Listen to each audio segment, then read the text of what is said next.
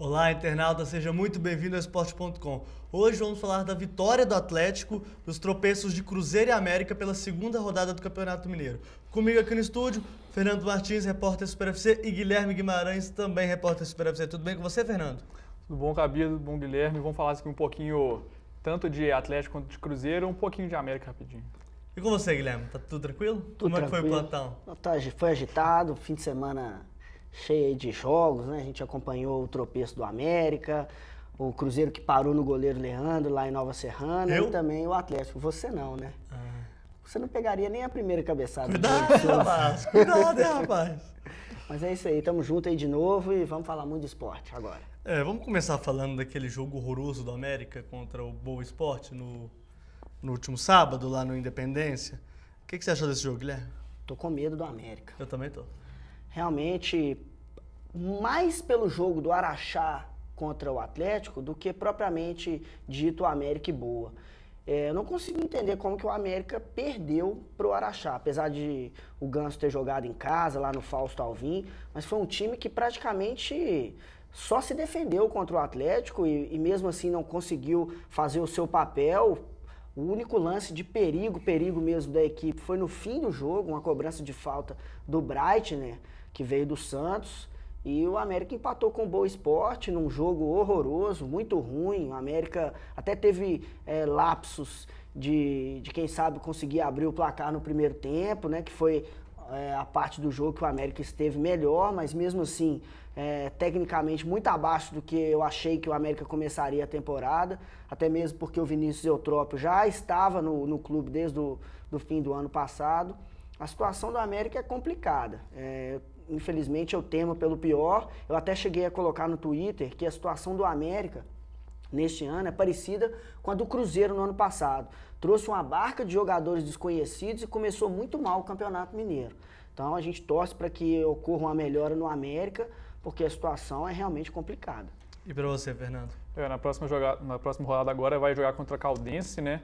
Novamente no Independência, que foi esse 0x0 contra o Boa, que foi a estreia do América no Independência. Realmente foi um jogo muito abaixo, eu acho, do que o América pode mostrar, principalmente do ataque, querendo ou não, um ataque experiente, né? Com o Fábio Júnior e o Felipe também. Eu acho que contra a Caldense que vai...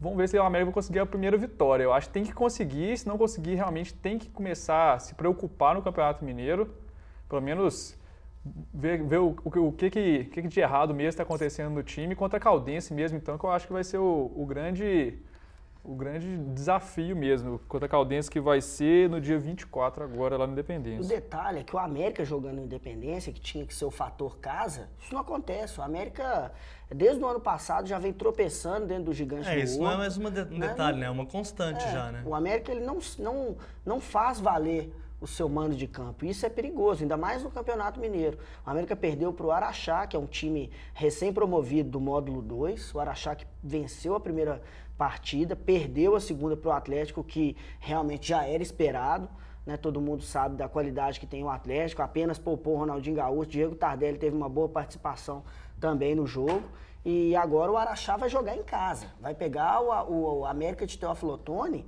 que está aí nas cucuias também, né? Perdeu 2 jogos, é o lanterna do campeonato, e o América, se não vencer a Caldense, pode ver equipes aí que seriam candidatas ao rebaixamento muito à frente. Então, por isso que eu digo que o Campeonato Mineiro está muito perigoso para o América, tem que tomar um choque os jogadores lá de imediato, porque senão a situação vai ficar complicada, até mesmo para o Vinícius Eutrópio, porque pelo que a gente já conseguiu apurar, dentro do próprio América existem correntes que apoiam a permanência do técnico e outras nem tanto.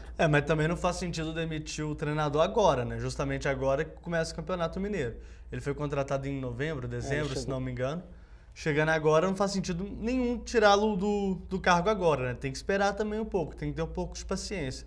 E a gente sabe também do poderio financeiro do América, que não é essas coisas, né? Então, as contratações, obviamente, são bem pontuais, são bem complicadas mesmo da gente entender o que se passa. Até para a gente comentar aqui um pouco a América, a gente tem que ter um pouco de cautela, pensar um pouco mais no que esse time pode fazer, no que esse time vai fazer, né? Só para você ter uma ideia, a gente está com os números aqui do Alexandre Siqueira, né, que é o analista matemático que dá uma que é parceiro do Super FC, o América teve 19 finalizações, 15 erradas e 4 certas. É uma grande chance de gol que o América teve foi com o Felipe, que se mostrou aí realmente um bom atacante, só não conseguiu fazer gol, meteu uma bola na trave, sempre se mostrou ali presente no ataque. O Fábio Júnior teve um pouco sumido. O Boa Esporte chegou a 11 finalizações, mas dessas 11 finalizações, nenhuma foi defendida pelo Neneca, ou foi para fora, ou realmente os jogadores do América cortaram o lance. O jogo foi muito ruim. Não, foi horroroso. Para mim, o pior jogo do Campeonato Mineiro até agora. Mostra também o tanto que o Boa precisa melhorar demais. Eu também, pois né? é. E os dois times são da segunda divisão, né? É isso que assusta. É isso que me assusta, porque se a gente tem... Vamos lá, vamos pensar no Campeonato Mineiro separando em grupos. Obviamente temos Cruzeiro e Atlético lá na ponta, que são os dois times de maior orçamento do futebol mineiro. E na sequência, a obrigação era tanto de Boa e tanto de América estarem em segundo escalão. E me fazem uma partida dessa, Fernando? Não dá para entender, né? Realmente as duas equipes têm muito a melhorar e mostraram nessa rodada que tem muitas coisas a acertar, principalmente no ataque, igual o Guilherme está falando, de muitas finalizações que não tinha como errar. No mínimo, saiu algum gol aí pelo tanto de finalizações que teve. E foi diferente. O jogo foi horroroso. Não, apesar de que o goleiro do Boa até fez boas defesas. Ele vacilou num dos primeiros lances aí, que ele perdeu o tempo da bola, a bola quicou praticamente na frente dele, tomou uma altura e quase encobriu o goleiro, sorte que saiu pela linha de fundo. Mas mesmo assim, o América fez muito pouco ofensivamente, tirando aí alguns lances do Felipe, que eu já comentei, fez muitíssimo pouco em relação a querer realmente vencer o jogo. Teve até 15 minutos muito... digamos assim, bons no início do jogo, mas depois o time morreu. O Vinícius Eutrópio também fez, na minha opinião, mudanças que não deram um novo panorama para o América. Improvisou um lateral como volante, o Patrick, que jogou no meio em vez de jogar na própria lateral. Então, acredito que o América precisa se acertar, o Vinícius Eutrópio parar de inventar, colocar lateral para jogar na lateral, volante para jogar como volante, porque o América tem boas peças. O Leandro Ferreira também é um jogador que pode dar mais para o América, um jogador experiente, não teve tão bem na partida, e a situação do América, como eu disse aqui, é de se ficar muito atento para não ter percalços aí no próximo jogo contra a Caldense. Tem uma pergunta aqui do Hernani Henrique Jorge aqui de Contagem. Obrigado, Hernani, pela sua participação. Com esse começo de campeonato, podemos dizer que os times estão equilibrados? Eu não sei se a gente pode dizer que estão equilibrados, né? Mas a gente vê Cruzeiro e Atlético, obviamente, um pouco acima, e o resto é a mesma coisa, né? Esse campeonato, ele é até difícil de fazer uma avaliação logo nesse princípio. Por quê? Porque a gente tirava, pelo menos na questão de Cruzeiro e Atlético, um panorama quando as duas equipes se enfrentavam. Isso elas já tinham feito jogos com outras equipes de menor expressão. Nesse ano, não. Nesse ano, logo de cara, já apareceu um clássico entre Cruzeiro e Atlético, e a gente não pode chegar e afirmar que só pelo que o Cruzeiro apresentou e venceu, ele está melhor do que o Atlético. Está bem equilibrado. Então, esse campeonato, a gente vai precisar de um tempo a mais para fazer uma avaliação mais criteriosa. Obviamente que em relação ao aproveitamento dos times, né, da capital contra equipes de menor expressão, isso a gente consegue avaliar. Por exemplo, o Cruzeiro tropeçou ontem em Nova Serrana, parou na boa atuação do goleiro Leandro, né, do goleiro do Guarani. Mas o Guarani armou um ferrolho que o Cruzeiro não conseguiu ultrapassar. Então a crítica que se faz o setor ofensivo do Cruzeiro produz, porque produziu bastante no jogo, mas não conseguiu ser efetivo. Falta essa efetividade, coisa que já tinha apresentado também contra o América de Teófilo Otoni. Eu estive lá no Mineirão, a gente acompanhou, o Cruzeiro também criou bastante, venceu, mas poderia ter goleado.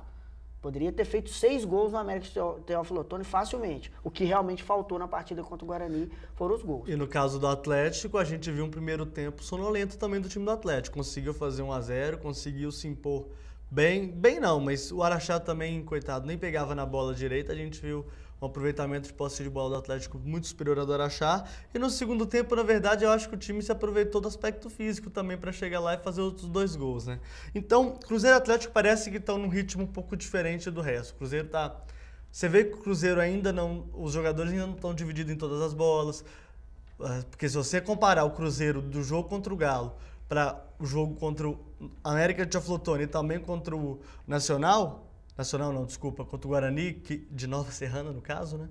É uma confusão. Eu já me perco tudo. a gente vê que o Cruzeiro não tá tão pegador assim igual a gente viu contra o Atlético, né? E no caso do Atlético, poxa, não dá nem pra justificar também porque o time tá de olho em outra competição. Não dá pra você comparar a Taça Libertadores da América com o Campeonato Mineiro, né, Fernando? E em relação ao Cruzeiro também, eu acho que falta um pouco questão do entrosamento. Obviamente, o Diego Souza, por exemplo, só fez sua estreia agora por causa daquelas questões contratuais. Então, eu acho que ainda precisa mesmo esse entrosamento nessa questão do ataque que vocês falaram. Eu acho que é isso que faltou. Ainda precisa encaixar ali algumas peças no ataque. O Anselmo Ramon não conseguiu mesmo repetir aquelas boas atuações das 2 primeiras rodadas. E para mim falta isso. O Cruzeiro tem as ótimas peças que a diretoria conseguiu contratar para essa temporada. Tem um elenco bom ali que dá para fazer boas mudanças, principalmente no ataque. Muitas opções lá no ataque. O Ananias agora também foi regularizado, pode também jogar. Então, acho que o Marcelo Oliveira tem muito a mexer ali no ataque, não necessariamente trocar as peças, mas realmente aumentar esse entrosamento, que eu acho que é aos poucos que vai pegando isso mesmo. Eu já teria trocado o Anselmo Ramon há muito tempo. E na minha opinião, o Marcelo Oliveira mexeu errado ontem. O Diego Souza, tirando aquela cabeçada que ele deu praticamente certeira, que o goleiro fez milagre, daquilo ali ele fez isso e acabou, não fez mais nada. Não fez mais nada. Ele poderia ter saído do jogo. Eu achei que o Cruzeiro também, apesar do forte poderio ofensivo, o Marcelo Oliveira poderia ter apostado nos garotos ainda da base do Cruzeiro. O Alisson, que mostrou bom potencial nas 2 primeiras rodadas do campeonato, ficou fora do banco de reservas. Poderia ser uma alternativa, né? E o Marcelo Oliveira preteriu o jogador, até mesmo pela essa condição do Diego Souza, que entrou, o Everton foi deslocado para a lateral, o Egídio, na minha opinião, no segundo tempo, fez boa apresentação, acertou bons cruzamentos, inclusive esse da cabeçada do Diego Souza. Então o Cruzeiro está no caminho certo, a questão é da paciência. É mais fácil, aí a gente vai fazer aquelas comparações que são um pouco óbvias no começo. O Cruzeiro, assim como a América, também está em formação. É claro que eu não estou comparando a qualidade técnica dos jogadores do Cruzeiro como do América, mas a situação é a mesma. O técnico Vinícius Eutrópio pede paciência para o torcedor, mas o América está na situação complicada. O Cruzeiro é diferente. A cobrança é em relação ao ataque que não produziu os gols necessários para a vitória, mas a gente viu que houve produção, né? Houve, o ataque funcionou, perdão, entre aspas, só não conseguiu colocar a bola pra dentro. Faltou realmente o camarada para colocar a bola para dentro. Porque o Anselmo Ramon ontem não estava conseguindo nem fazer o pivô que ele normalmente faz. Tiraram o Dagoberto cansou e não consegue. Sair. E a gente fala do Anselmo Ramon, ele não consegue, não é porque é má vontade dele, tá? É porque ele não tem a técnica suficiente para ser titular do time do Cruzeiro. Essa é a minha opinião, né? Eu não sei se vocês concordam com isso. Não, ele é limitado. Ele é limitado. Para mim, pelo menos, ele conseguiu mostrar muita boa técnica nas 2 primeiras partidas, mas realmente ele não é o atacante que o torcedor quer ver, não. Pelo menos na minha opinião. Eu acho que a maioria da torcida do Cruzeiro não quer ver um atacante como o Anselmo Ramon tem. Ainda mais com um jogador como o Borges no campo, no banco, que tem... Acho que para mim tem muito mais habilidade, muito mais porquê estar entre os titulares. E no caso do você já falou, essa é a nossa opinião. Não, o pessoal tem que voltar, né? Não, a minha opinião é a seguinte, o Wellington Paulista, o pessoal tá falando aqui, até mandar um abraço para ele, Pedro Magalhães, falou que eu tô parecendo o Wellington Paulista, só puxando a orelha.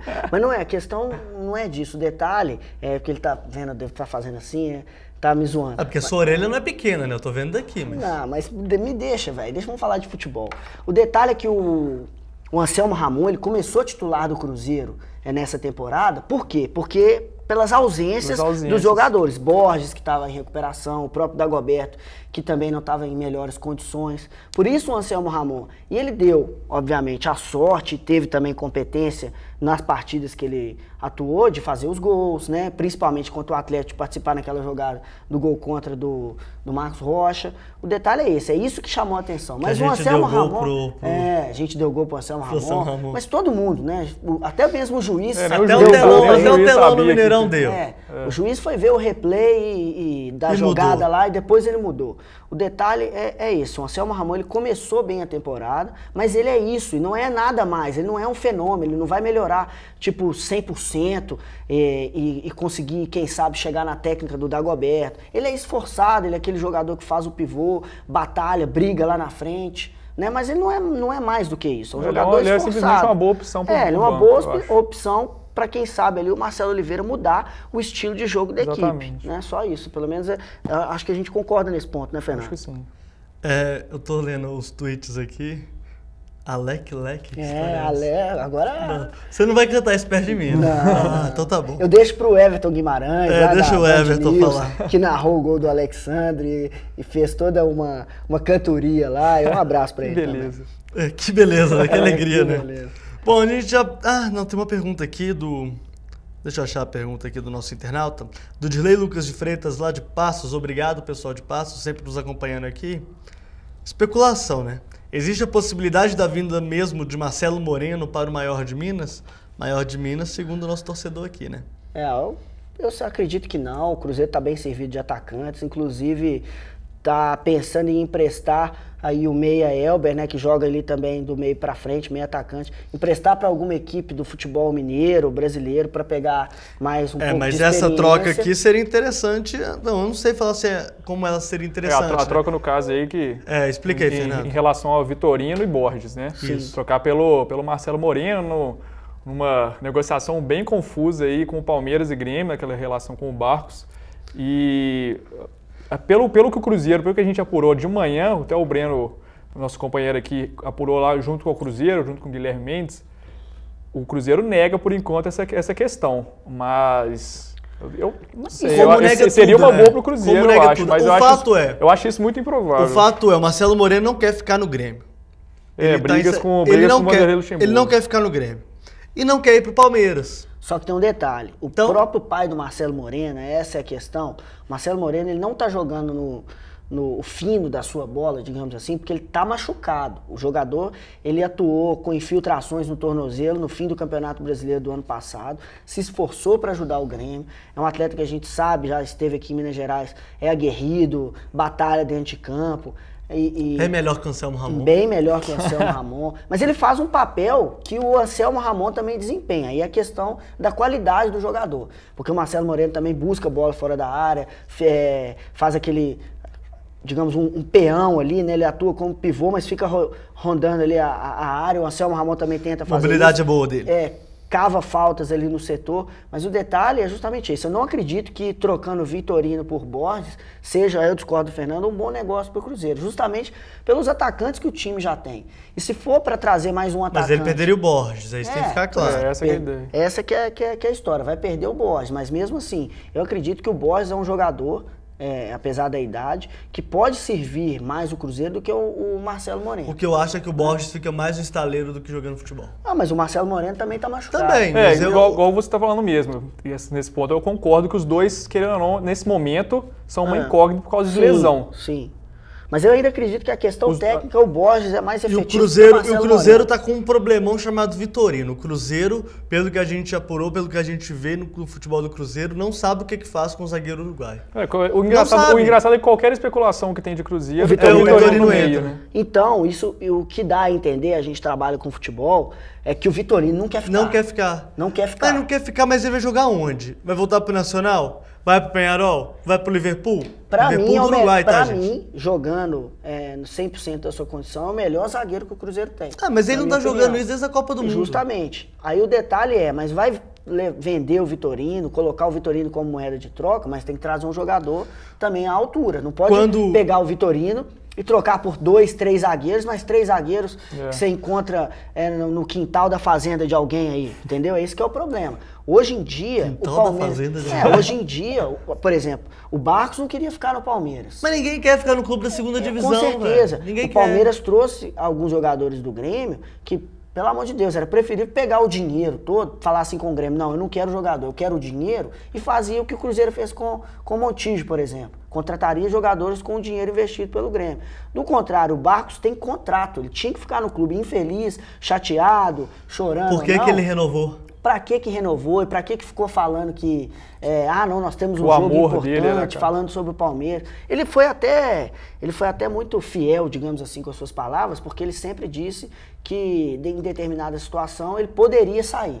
Né? Mas eu nunca disse que eu queria ficar. Isso depois ele falou na entrevista. Mas não tem problema, o Barcos tem contrato, o Palmeiras estava devendo a LDU, se resolve com a LDU, vende o Barcos plenamente, os 100% do direito, paga a LDU e contrata jogadores. Agora, olha os jogadores que chegaram pro Palmeiras.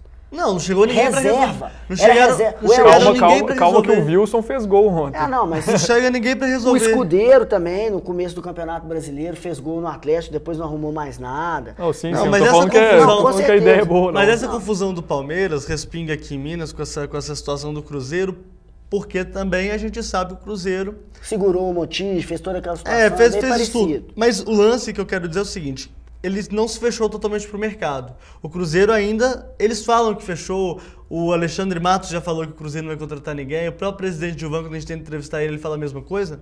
Mas é claro que o Cruzeiro precisa de um centroavante. E isso para mim ficou claro quando todas essas especulações surgem.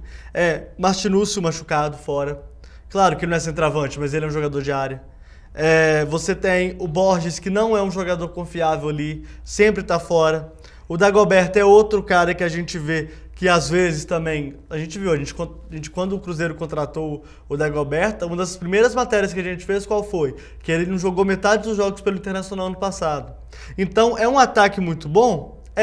Tem até uma pergunta aqui com o Diego Souza e com o Dagoberto, que já tem um dos melhores meio-campos e ataques do Brasil. Talvez tenha, mas são jogadores que a gente não sabe se o Cruzeiro poderá contar com eles sempre, né? Falando diretamente desses dois jogadores da pergunta do internauta aí, o Dagoberto, igual o Cabido falou, tem essa incógnita em relação a lesões, não dá para saber se você conta com o jogador inteiro. E em relação ao Diego Souza, torcedor do Atlético sabe muito bem que tem que contar muito com o que o jogador quer no momento. No Atlético, por exemplo, ele não quis jogar bola e simplesmente não fez nada. No Vasco já foi outra história, já foi o jogador que realmente encantou os olhos dos árabes, né? E realmente jogou bola muito bem. Então são duas incógnitas, mas dois jogadores que já provaram muito o seu valor. Uma das coisas mais impressionantes que eu vi até hoje no futebol, eu cobri o Atlético durante um ano aqui pelo Super FC. Ficava lá todo dia, trabalhando e vendo o Diego Souza treinar. É absurdo tanto que esse rapaz joga futebol. Não, ele um negócio absurdo. Era disparado o melhor daquele time. Mas no treino, se eu for pegar só treino também, às vezes eu fui lá na Cidade do Galo, tanto por aqui, tanto por outros lugares, você viu o Daniel Carvalho jogando nos treinos, o passe dele era ótimo. A questão era no jogo mesmo, ele querer jogar. Eu não sei o que acontece com esses caras. Não sei, sinceramente eu não sei. Porque o tanto que o Diego Souza jogava, eu também vi o Daniel Carvalho treinar no Atlético, não tem condição, a gente não sabe o que acontece com essas pessoas. Mas, por exemplo, o Diego Souza no Vasco da Gama conseguiu dar um título de Copa do Brasil. O Daniel Carvalho talvez fosse as Coca-Colas, né? Porque o pessoal fala que a casa dele tinha uma geladeira completa de Coca. Eu já não sei. Então já não tem condição. Tem uma pergunta aqui do Merix, seu amigo, viu, Guilherme? O Merix, um abraço pra ele, a galera toda aí acompanhando pela internet, mandando mensagem no Twitter, isso é legal.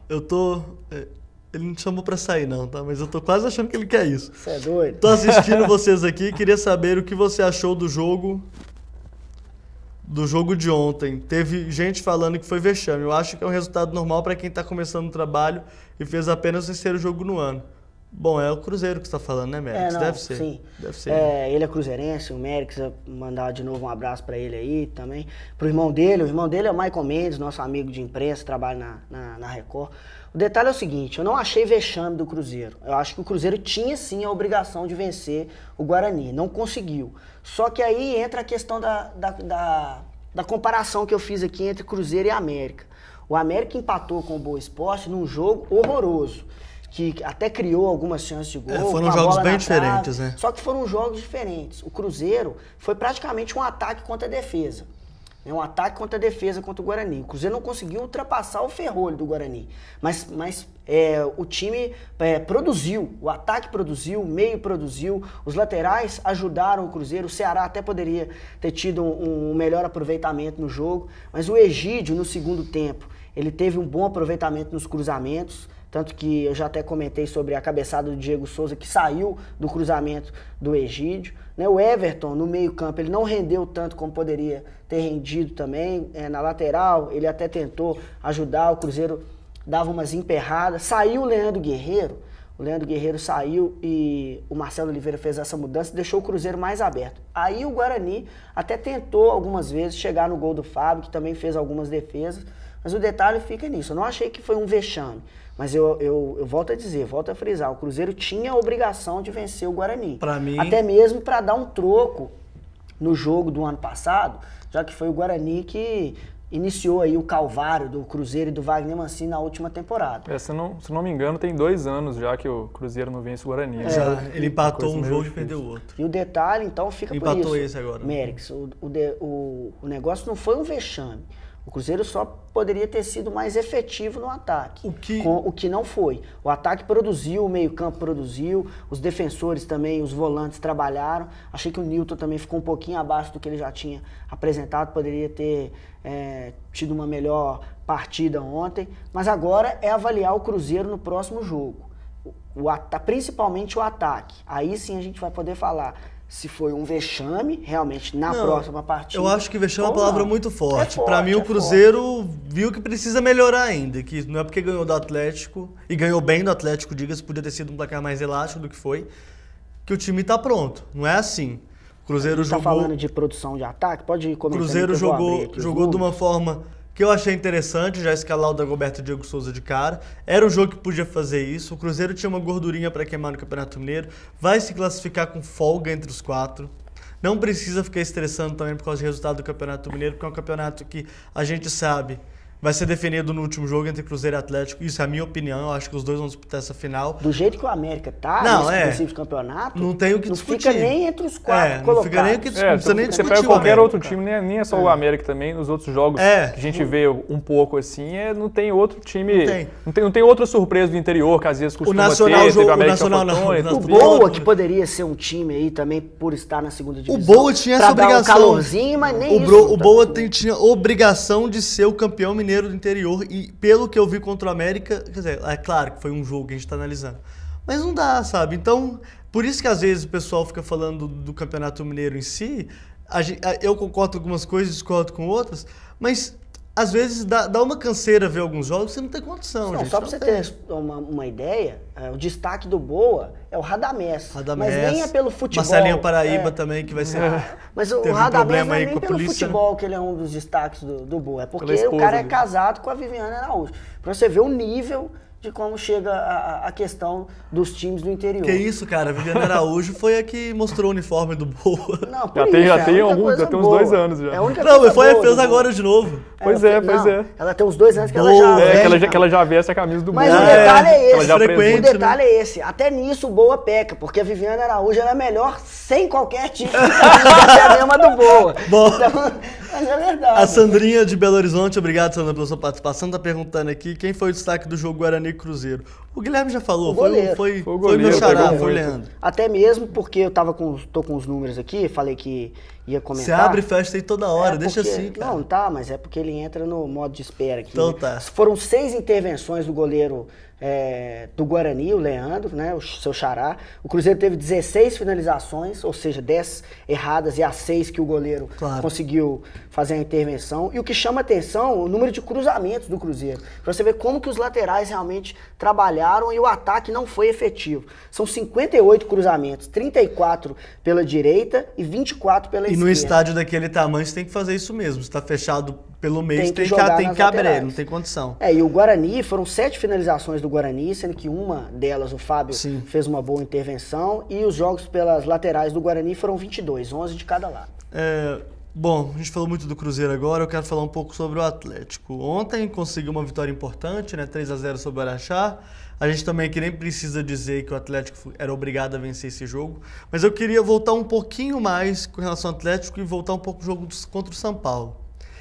Me chamou muita atenção, principalmente nesse jogo da Libertadores, a maneira que o Atlético marcou. Marcando em cima, você viu o Ronaldinho pressionando a defesa do São Paulo, você via o Jô pressionando bastante também, e até mesmo o Tardelli. Nesse ponto, o Atlético fez certinho, o Cuca fez certinho. Travar o ataque do São Paulo, tanto que conseguiu a vitória muito nisso. A questão que eu vou perguntar para vocês, eu até coloquei isso no meu Twitter, muita gente não concordou comigo, eu queria saber se eu é que estou errado mesmo. É óbvio que houve um desgaste físico nesse tipo de marcação. Quando você começa marcando pressão de cara, no segundo tempo dificilmente você consegue se manter pressionando da mesma forma. Ainda mais no começo de temporada. Exatamente. E o que aconteceu no segundo tempo com o São Paulo? Foi pra cima. Tanto que o São Paulo não empatou porque o Vitor fez um pequeno milagre lá com o Luiz Fabiano. E o Ganso perdeu aquele gol que normalmente ele não erraria. Mas o que você acha disso, Fernando? Bom, né, depois da torcida aqui. Contra o São Paulo, o Cuca até falou depois da partida, elogiou demais a marcação feita pelos atacantes, principalmente pelo Jô. Eu acho que o grande destaque na marcação no ataque foi o Jô. Não falo nem que ele é um grande desarmador, não. Mas pelo menos ele volta e tenta cercar o jogador, pelo menos para incomodar, coisa que o Bernard também faz muito bem. Naquela partida, para mim, por mais que o Bernard não concorde com isso, o grande destaque foi mesmo o Bernard. Você via, até naquele scout de meio de jogo, que a Globo mesmo mostrou, você via o Bernard correndo no campo inteiro, tanto pelo lado direito quanto pelo lado esquerdo, e indo para ataque e defesa. Isso, para mim, é essencial para o jogador. A gente vê isso muito, a gente já citou aqui outras vezes o Rooney lá no Manchester. Quando você menos espera, o Rooney está na área de defesa, na área do Atlético, ajudando a defesa para sair com a bola. Então, eu acho que realmente o diferencial foi esse no questão de marcação. E no ataque, o Ronaldinho contra o São Paulo foi essencial. Foi essencial. Foi o jogador de destaque ali. Sem ele não aconteceria nada. Mas o que eu queria falar também é que tanto na partida contra o São Paulo, quanto nessa partida contra o Araxá, os dois volantes, o Pierre e o Leandro Donizete, jogaram o que eles não jogaram nada no Clássico. No Clássico, para mim, o grande defeito do Atlético, o grande não, mas um dos principais defeitos do Atlético foi a inoperância do Pierre e do Leandro Donizete, que não conseguiram jogar, não se sabe por quê. Mas e o aspecto físico que caiu no segundo tempo? Eu acho que isso é normal por ser começo de temporada. O Luan entrou muito bem. Ainda mais que começou com tudo, principalmente num jogo com o São Paulo, que não é um adversário bobo, né? O Cuca até usou uma expressão, falou que o Atlético manteve o padrão contra o Araxá, do mesmo jeito que o Atlético jogou diante do São Paulo. Acho que foi uma forçação de barra, né? Eu também acho. Obviamente que a raça não é tanto, você pegar dois campeonatos tão diferentes. Ainda mais no calor que estava ontem aqui em Belo Horizonte. Esse jogo entre Atlético e Araxá, apesar da comparação do Cuca, é um jogo que não serve para comparar com nada, porque o Araxá foi inoperante no ataque, não teve... Você tá com uma porcentagem de posse de bola aí pra gente, Guilherme? Vamos conversando aqui, que eu abro. No primeiro tempo, o Atlético teve 72% É absurdo, de posse de bola. Isso no futebol é absurdo. O Araxá começou a pensar em ataque mesmo, já era 35 minutos, mais ou menos, no segundo tempo, isso porque até então era só o Atlético no ataque e o Araxá marcando no meio campo. Então não tinha, foi igual o Guilherme falou, foi o ataque contra a defesa e dava para meter mais. Aí, no geral, o Atlético teve 61,05% de posse de bola. Ficou com a bola 31 minutos e 49 segundos com a bola nos pés. O Araxá teve 38,95% de posse de bola, 20 minutos e 18 com a bola nos pés. A bola ficou parada durante 40 minutos e 55. O que é muito. O que é muito. Quase um tempo. Né? Que é muito. Em bola em jogo foram 52 minutos e 7 segundos. Eles pedem 60 minutos, né, em média. O detalhe é que o Araxá veio para defender e jogar nos contra-ataques. Isso ficou evidente no princípio do jogo. Tanto é que o Atlético teve um gol anulado com 20 segundos de partida. O jogo começou elétrico. 12 segundos teve o gol do Bernard. E naquela jogadinha, já que o Atlético, que a gente já sabe que é manjada, né? Os atacantes lançamento dão a saída de escorar. bola. Os atacantes deram a saída de bola, tocaram para o Hever fez um lançamento em profundidade. O Jô, ele escorou a bola de cabeça, sobrou pro Tardelli, o Tardelli chutou. A bola pegou na trave e o Bernard em posição irregular, o gol foi bem anulado, foi mesmo. Fez o gol do Atlético, o primeiro gol anulado. Mas aí a gente viu como seria a tônica do início da partida. Era o Atlético indo para cima, o Araxá se defendendo como podia, né, e não conseguiu. Se o Araxá foi com o propósito de defender para contra-atacar, ele não conseguiu fazer nenhum dos dois. E o placar do jogo, ainda na minha opinião, ficou pequeno em relação aos 3-0, porque o Atlético também produziu consideravelmente no ataque, mas como o jogo estava fácil, os jogadores baixaram o próprio ritmo. Com certeza. E o calor também influenciou, porque estava um sol danado e tremendo no Independência naquele dia. Já que o pessoal gosta que a gente faça comparações de Cruzeiro e Atlético, foi um jogo muito parecido, por exemplo, do Cruzeiro contra o América de Teoflotone, né? Muito parecido. O Cruzeiro foi lá, fez o gol com o Anselmo Ramon e no segundo tempo, pra quê? Já fez um gol de cara. Pra que Se vai... for com comparação, então, o Araxá tentou fazer o que o Guarani fez contra o Cruzeiro, né? Obviamente não conseguiu porque o goleiro do Araxá não foi tão bem. Porque, não, por é claro que é exemplo, diferente por causa da questão porque é diferente porque, na minha opinião, menor, lógico, lá. o campo é O campo é diferente, menor. o Atlético joga no Independência, tem todos esses aspectos contam, né? Não, mas o estilo, eu entendi o que você quis É, dizer. o estilo é- eu entendi. do A que um time ideia, atribuiu, a ideia foi a mesma, não conseguiu a execução. Agora, eu tô curioso para ver o Nacional contra outros adversários. Eu vou pedir pro Fausto já jogar a tabela de classificação e os resultados da rodada pra gente. Vou dar só um minutinho ali pra ele. Aí, ó, O Fausto é muito rápido, né? Eficiência. Olha esse sábado de Campeonato Mineiro. Nacional e Vila Nova 0x0, Tupi e Caldense 0x0, América e Boa Esporte 0x0. 3 jogos de Campeonato Mineiro num sábado e 0x0. Foi até fácil atualizar a tabela. Só deu ok lá, né? É. América de Aflotone 1, Tombense 2. O América de Teoflotone, eu falei, eu usei o Esporte.com do ano passado, uns dos primeiros do Campeonato Mineiro, para falar sobre o Democrata e disse que o Democrata seria uma das equipes rebaixadas no Campeonato Mineiro. O Democrata de Governador Você já Valadares. tá falando do América? Não deu outra. Para mim, o América de Teoflotone é o principal candidato para ser o lanterna do Campeonato Mineiro. Nossa. Jogando sem casa, porque ele atuou lá no Mamudão, inclusive no Mamudão. estádio do Democrata de Governador Valadares. O Nazi Mater foi interditado por causa de questões burocráticas, E com problemas de razão, engenharia. e com razão. O time do interior, aí eu cito o exemplo, vamos comparar de novo. O Guarani, com a renda do jogo contra o Cruzeiro ontem, garantiu 2 meses de salário de todo o seu elenco. O América de Teoflotone jogou fora de casa. Eu não tenho aqui de cabeça qual que foi o público, mas acredito que bem pequeno, Quase até nada. mesmo pelo horário do jogo, que foi de manhã. O detalhe, então, o time joga sem casa, não tem a força da torcida, que esses dois quesitos são realmente O que os fazem a combustíveis, diferença, né? o que faz a diferença dos times do interior, então fica muito complicado. 2 derrotas, tá certo que uma das derrotas foi pro Cruzeiro, mas perdeu da Tombense, que é uma equipe também que subiu do módulo 2. Então a situação do América de Teoflotone, pra mim, eu já coloco isso aqui, o pessoal pode até me cobrar, desculpa aí os amigos que torcem pro América de Tchotchó, mas a situação é complicada e eu acho que vai ser o lanterna. Daqui a do pouco vai campeonato. ter Twitter pra você aqui, cara. Não tem problema, eu falo as coisas, mas tá certo que são 2 jogos e tudo, eu não acompanho 100% das partidas. Mas o América de Teoflotone, sem jogar no Nazi Mata, isso eu tô considerando, obviamente, se o América não fizer nenhum jogo no Nasce e Mata, porque se fizer pode até dar uma chacoalhada e melhorar, mas se jogar todos os jogos fora de Teoflotone, aí a situação é A complicadíssima. situação é tensa. É. Aí o Faustão volta para a tabela. Temos América de Teoflotone 1, Tombense 2, Atlético 3, Araxá 0 e o quarto 0x0 da rodada.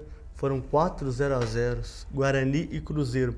Tá aí a tabela de classificação, Cruzeiro líder isolado com 7 pontos, o Atlético é o vice-líder com 6 pontos, o Boa é o terceiro com 4 pontos, a Tombense fechando o G4 com 3 pontos. Aí na sequência tem o Araxá, Caldense, Guarani, Tupi e Vila Nova, 2 pontos. América com 1 ponto, o que não dá para entender, né, América? Nacional de Nova Serrana, Nova Serrana também, né? Não, é Nacional agora de Minas, né? Nacional de Minas. Porque o Porque próprio ele joga porque ele joga lá em Patos de Minas. Patos de Minas agora. Tá vendo? Eu vou deixar de entender futebol daqui a pouco. E América com nenhum Segundo ponto alguns ganho. amigos, a América de Tocantins que joga em Minas Gerais. América de Tocantins. Eu também Puxado. não concordo muito com esse negócio de América TO, não. É América e pronto. Aí o que a gente estava comentando a respeito desse Campeonato Mineiro, essa doideira de mudança de local, é o que fica difícil. O time já encontra dificuldades normais por enfrentar Cruzeiro e Atlético. O América está nessa condição ruim aí, mas também é o time da capital que leva, assim, um medo, vamos colocar assim, para as equipes do interior. Até pela tradição do América, tem até que voltar a vencer para melhorar. Mas se o time joga fora dos seus domínios, sem torcida, pode fechar as portas do estádio, então faz jogo com porta É por fechada. isso que às vezes eu não entendo o Campeonato Mineiro. O pessoal defende o Campeonato Mineiro, fala que tem que ter mesmo, fala que é um produto nosso. Mas pra quê? Se a identidade das rivalidades locais não acontecem, se a rivalidade entre, por exemplo, a gente vê do Democrata, agora tem o Minas Futebol lá em Sete Lagoas, né? mas o Democrata com os times da região, lá no leste, com o Democrata de Governador Valadares, junto contra o América de Teoflotone, e por aí vai. E também tinha o Ipatinga, que agora veio para Betim para ser rival de ninguém. Tinha o Poços de Caldas e Caldense também.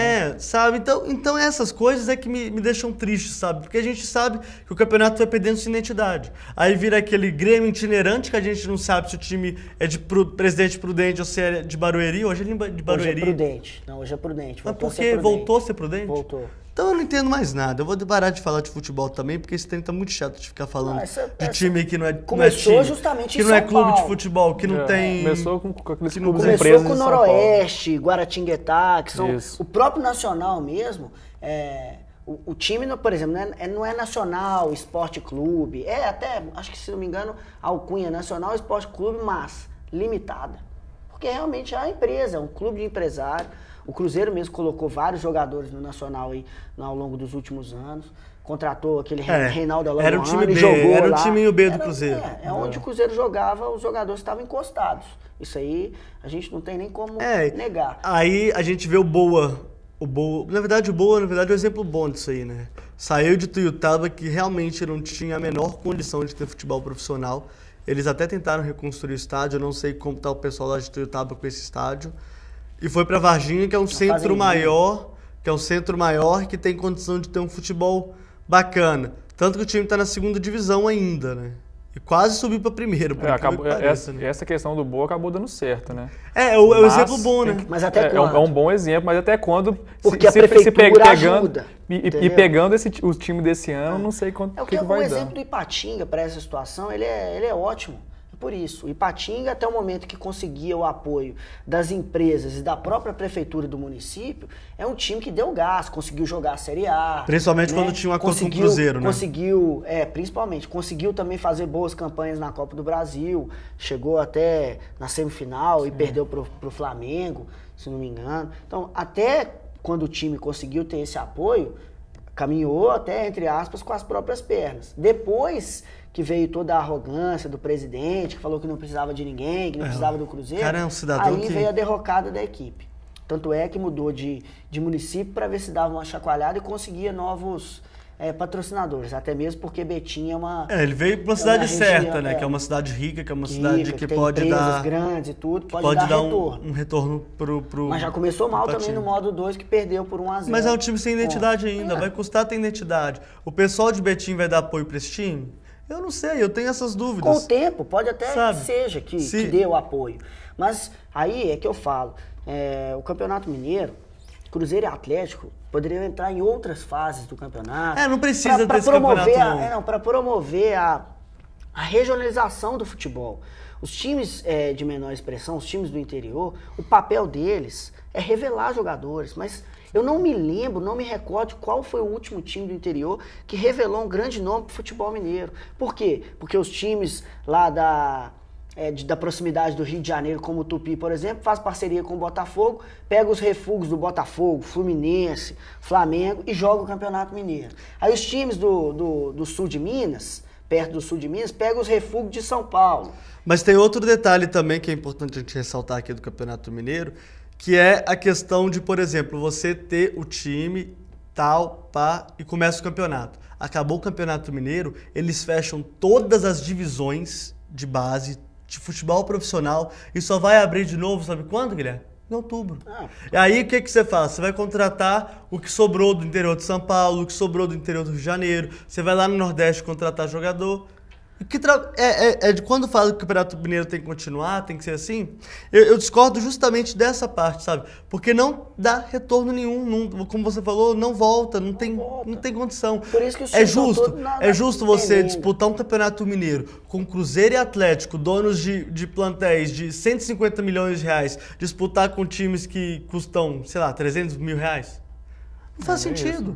Não faz sentido. Se você pegar até o América de Teoflotone, que o Pio falou que deve ser um dos que vai cair. Se pegar o plantel dele no site do time, deve ter 2 jogadores revelados da base. Não, já é muito porque tem site. Quando for usar. Quando for usar esses 2 jogadores. Então, realmente, essa questão de revelar atletas da base é quase impossível. O que a gente está fazendo aqui, na verdade, não é descendo o pau no Campeonato Mineiro, não é isso. A gente quer que o Campeonato Mineiro seja forte. É um campeonato que seja viável, é um campeonato que atraia torcedor, é um campeonato que seja atrativo em todos os seus aspectos, mas ele não é. Não é porque tem interesse.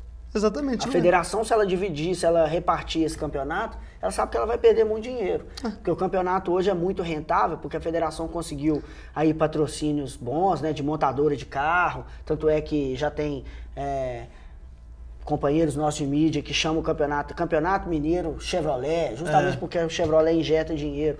Imagina se a federação reparte o campeonato. Jogos regionais. América de Teófilo Otoni e Democrata de Governador Valadares. Quem é que vai, obviamente respeitando as duas equipes, patrocinar um campeonato só com equipes de pouca expressão? Pois é, mas sabe o que vai acontecer? Sabe o que vai acontecer, Guilherme? Vai fazer igual o Atlético Paranaense e o Grêmio Internacional. Vão mandar expressinho pra campo. E qual que é a graça disso? E o Atlético Paranaense, pior ainda, porque o próprio clube é que faz as coberturas de imprensa lá, porque não aceitou os valores. Falou assim, não queremos saber. Começaram a mandar o Sub-23 pra jogar. E tá errado?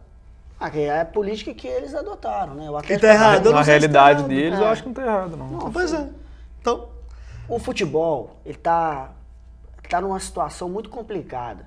Apesar de ter, assim, pouco tempo de grande mídia, mas acompanhar o futebol praticamente minha vida inteira, hoje a gente não vê mais, é isso que eu tô falando.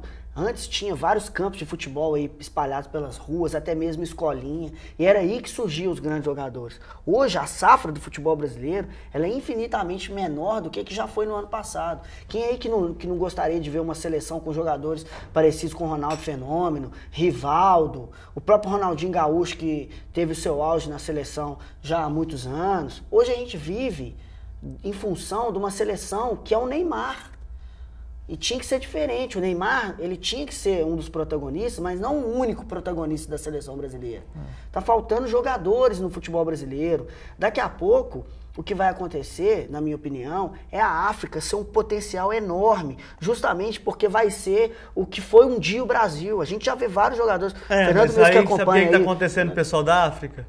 O pessoal sobe, vai para a Europa, se naturaliza, aí a seleção francesa fica aquela mescla que é, seleção italiana. Mas são jogadores africanos. Bom, nem tanto, né? Você pegar a última seleção da Argélia, é só de jogadores, só argelinos, a maioria é jogadores que nasceram na Europa, mas são filhos de argelinos. Tanto que na última Copa a Argélia foi com uma seleção basicamente assim, com uma, não vou dizer maioria porque eu não tenho certeza, mas uma boa parte dos jogadores eram jogadores que nasceram mas aí você pensa... o Zidane, se a gente for olhar. Mas o Zidane fez o inverso, no caso. O Zidane fez o inverso. É claro que ele foi jogar pela seleção francesa. Não, sim, mas essa questão que eu tô dizendo é isso. É uma coisa que a gente tem que prestar um pouco de atenção, porque antes falava que o Brasil era celeiro de craques. Tá? Obviamente o Brasil continua produzindo vários jogadores e jogadores de qualidade, mas a questão da porcentagem diminuiu muito. E ela você é infinitamente menor você do que comparar o Brasil hoje com a Alemanha, por exemplo, olha o time da Alemanha. O time da Alemanha tem pelo menos uns 5 ali que tem menos de 26 anos, vamos assim dizer. Götze, Reus, o Khedira, jogadores, o Gomes, jogadores que você vê e que são jogadorzaços. Esse é apenas um dos detalhes, essa falta da prática esportiva, até mesmo em alguns centros, nas periferias, né, que a gente vê que já o pessoal não joga mais futebol nem na escola. Só que isso não é o único também. Os dirigentes, a escolha dos jogadores, né, começa também por isso, a partir da escolha dos jogadores. Às vezes a qualidade técnica ela é preterida pela altura do Não, e a maioria cidadão. Em clubes... O cara que é mais truculento, às vezes o de qualidade técnica, ele não tem a oportunidade porque o grandalhão... Quantas vezes eu vi em garimpagens de jogadores de Cruzeiro e Atlético... Tinha bons jogadores tecnicamente, mas pra você é baixinho pra jogar de zagueiro, então você pra gente não serve. Goleiro já vem. Goleiro com 15 anos você tem que ter pelo menos 1,80 m. Zagueiro. Eu não vi o Luizinho jogar. O Luizinho que jogou no Atlético, né? Teve sucesso no Atlético, foi da seleção brasileira, também jogou no Cruzeiro. Mas era um zagueiro clássico, saía jogando, tocava bem. Hoje não. Hoje o zagueiro é um brucutu, altão, bombado, forte. Os atacantes também são altos, gigantescos. Pensa no Fábio Cannavaro, zagueiro da seleção italiana. Se você quiser pegar um exemplo de questão de base do Brasil que está dando errado, você já pega o Sul-Americano, que o Brasil foi eliminado precocemente. Tanto o Brasil quanto a Argentina foi eliminado jogadores desfocados, jogadores que não estão nem aí pro seu país. Se você quiser pegar um exemplo de formação errada. Maravilhoso, esse exemplo é maravilhoso. Tanto é que uma das estrelas daquela seleção era o Doria do Botafogo, que para mim é um jogador muito comum e que o Botafogo chegou a cogitar que venderia o atleta por milhões e milhões. Mas o Botafogo tinha o Adrian também do clube Flamengo, que a gente tem que dar um pouco de o técnico também paciência, não... porque às vezes não, eles sim, exageram. Mas o técnico também você tem que pegar a ideia, porque ele era de uma categoria abaixo e pegou aquela seleção em cima da competição. Então o erro já era mais em cima, o erro já era dos dirigentes da CBF. Então acho que se a gente for ficar discutindo isso, a gente só vai achar erro. Né? Fernando, antes da gente encerrar o programa, fale do seu programa, por favor. Bom, a gente começou com o programa aí, Super FC pelo Mundo, eu e Gabriel Pazini, alguém já deve ter visto aí, porque já tem uns 3 programas que o Pio até tirou algumas fotos hoje, né? Hoje a gente gravou, daqui a pouco o Fausto vai editar e colocar no ar, falando de futebol internacional, dos principais, obviamente que os principais campeonatos estão ali na Europa, mas o Pazini ele dá uma boa remexida ali nos outros campeonatos, já falou até de campeonato indiano aí, então um pouquinho de cada. Obviamente a gente pega os principais, que é Inglaterra, Alemanha, Itália e Espanha. Lá na Índia é proibido o drible da vaca, você sabe, né? Lá não pode dar o drible da vaca. Pois é, tem algumas curiosidades que o Pazini falou. Hoje, por exemplo, ele falou sobre Turquia e Arábia Saudita, tá bem legal. Convido o internauta que quiser saber um pouquinho mais de futebol internacional de ir aí na TV, Web TV do Tempo e saber um pouquinho mais. Vai estar também na capa do Super FC, assim que o Fausto editar. Hoje à noite, amanhã de manhã, deve estar aí na capa do Super FC. E eu recomendo, aproveito para parabenizar a galera, o Fernando, o Pazinho tá bem legal, tô acompanhando, tô vendo que a galera tá movimentando mesmo nas redes sociais, Facebook, muita gente divulgando. Até aproveito também para agradecer esse pessoal aí, né, que divulga o nosso trabalho. E tá bacana mesmo, parabéns para você e depois eu cumprimento o Pazinho. Só tem um problema o programa, né? Quando vem falar de derrota de Lazio e Tottenham, aí tem que ser editado mesmo, né? Né? O Tottenham é o Boa Esporte da Inglaterra, pra quem não sabe. Basicamente. Eu vou chamar a Marília pra ser daqui a pouco, viu? Bom, então é isso. Gostaria de agradecer aqui a participação do Fernando, o nosso homem pelo mundo aí. Obrigado, Fernando, mais uma vez. Obrigado, Gabido. Obrigado, internauta, chamando novamente para assistir o Super FC pelo mundo. Obrigado a todos aí, internautas e parceiros aqui da bancada. Grande Guilherme Orelha. Já que falando de orelha. Obrigado por aqui de novo. Um abraço para todo mundo aí, agradeço, né? Sempre termino convidando o internauta para continuar acessando superfc.com.br. A gente está trabalhando aqui, ó, suando mesmo a camisa, molhando para fazer uma grande cobertura do esporte em Minas Gerais, no Brasil, para todo mundo. E um abraço aí para os amigos que mandaram mensagem pelo Twitter e tal. E depois eu vou postar a foto do Fernando lá com o Pazinho nos bastidores aqui do Super FC pelo mundo. Lembrando também do Twitter do Super FC. @super_FC. Acho que a Gabi deve falar isso, né, Gabi? Eu ia falar, mas vocês estão deixando eu falar nada hoje. Mas é isso. Muito bom o programa hoje, viu? Parabéns. Quem assistiu teve um grande entretenimento nessa tarde. Porque a gente não falou de entretenimento, mas... A gente não falou, mas de coisa séria, inclusive. Mas foi muito bom. Um abraço. Antes de encerrar, eu gostaria de lembrá-los que a Secopa confirmou o jogo Brasil e Chile. Jogo, não vou falar medíocre, porque é com respeito aos países Brasil e Chile. Mas a Secopa confirmou esse jogo amistoso no dia 24 de abril, não é isso? Isso. 24 de abril no Mineirão, vai ser o primeiro jogo da seleção brasileira no estádio Magalhães Pinto. E lembrando que só jogadores que jogam no Brasil e que jogam no Chile estão aptos a participar deste compromisso aqui em Belo Horizonte. Essa questão aí é porque não é uma data FIFA, né? Então... Sempre quando não é a data FIFA, os clubes europeus vetam os jogadores, o que está muito certo, né? Então é só mesmo... E se o clube brasileiro quiser, ele também veta, mas isso é quase impossível. É a política que não vai deixar. E para quem queria Brasil e França, a gente termina o programa aqui agora. Au revoir. O jogo vai acontecer no estádio Arena Grêmio, aquele estádio mesmo que tem o pessoal que faz avalanche lá e que quebra o alambrado. E que tem um gramado muito bom. Tem um gramado excelente. Dia 9 de junho. Então é isso, senhores. Um grande abraço e até lá.